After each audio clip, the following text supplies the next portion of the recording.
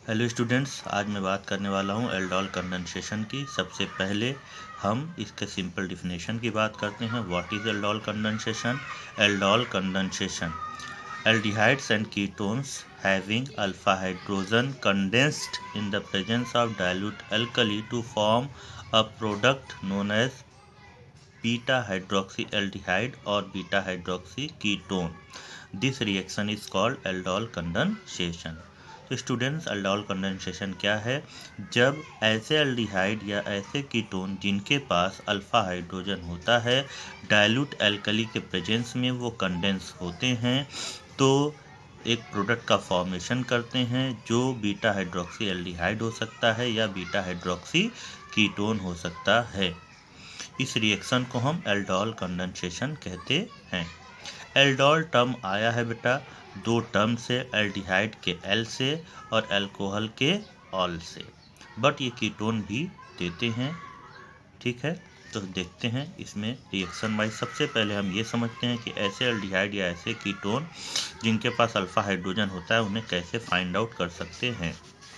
जैसे हम बात करते हैं HCHO की, ये कंपाउंड आपका है फॉर्मल्डिहाइड। फॉर्मल्डिहाइड में एल्डिहाइड ग्रुप फंक्शनल ग्रुप है।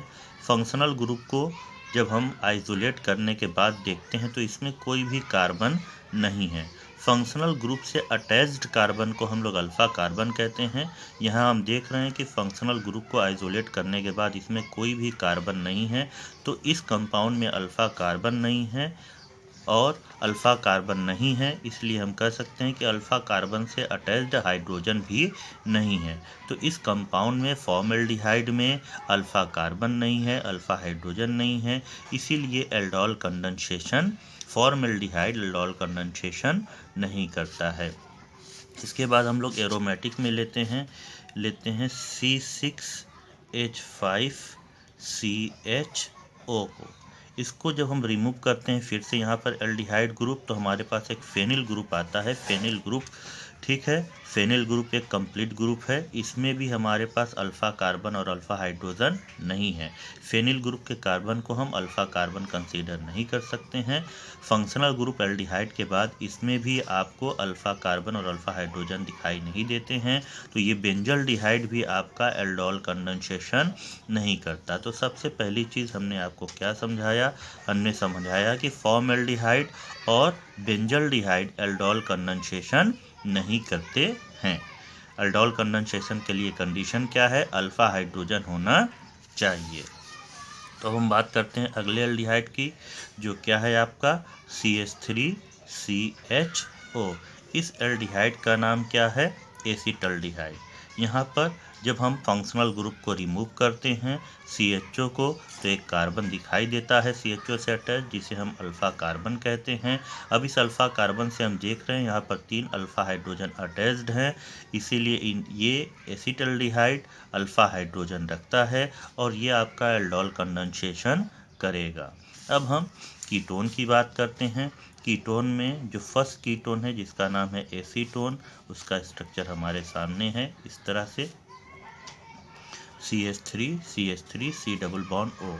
यहाँ पर functional group C double bond O को रिमूव करने के बाद हम देखते हैं कि ये जो कार्बन है ये भी अल्फा कार्बन है, ये जो कार्बन है ये भी अल्फा कार्बन है, इसमें भी 3 अल्फा हाइड्रोजन है, इसमें भी 3 अल्फा हाइड्रोजन है, तो ये भी आपका एल्डोल कंडेंसेशन करेगा। तो यहाँ से हमने आपको समझाया क्या कि एल्डोल कंडेंसेशन कौन नहीं करता है?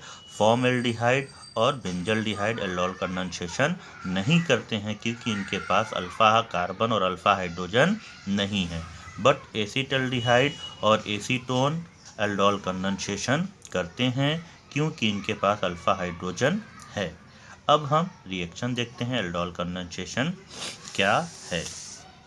देखिए आपका क्या डिफाइन कर सकते हो आप? Aldol condensation, aldehydes and ketones having at least one alpha hydrogen undergoes self condensation in the presence of dilute alkali to form beta hydroxyaldehyde or beta hydroxy ketone. This reaction is known as aldol condensation. Condensation. तो यहाँ पर हमने जो लिया हुआ है CH3CHO, ये acetaldehyde का पहला मॉलिक्यूल है। इसको भी ध्यान से देखिए, CH3CHO ये एसिटल्डिहाइड का दूसरा मॉलिक्यूल है। दो एसिटल्डिहाइड के मॉलिक्यूल डाइल्यूट NaOH के प्रेजेंस में आपस में रिएक्ट कर रहे हैं, जहाँ पर दोनों मॉलिक्यूल आपस में कंडेंस्ड हो जाएंगे। रिएक्शन के ईज के लिए इसको हमने CH3CHO लिखा है और इसके तीनों H को हमने ओपन कर दिया है। ये H यहाँ चला जाएगा, OH बन जाएगा जैसा आप यहाँ देख रहे हो। तो इसका क्या हो जाएगा, CH3CH, और ये H यहाँ आ जाएगा तो ये हो जाएगा OH। उसके बाद ये H ऊपर H नीचे, H ऊपर H नीचे, CHO। अब ये आपका फंक्शनल ग्रुप है एल्डिहाइड, ये अल्फा कार्बन, ये बीटा कार्बन। बीटा कार्बन पर हाइड्रोक्सिल ग्रुप है, इसीलिए इसको बोला जा रहा है 3 हाइड्रोक्सी ब्यूटन 1 ऑल, या आप क्या कर सकते हो, beta hydroxy aldehyde, beta hydroxy aldehyde.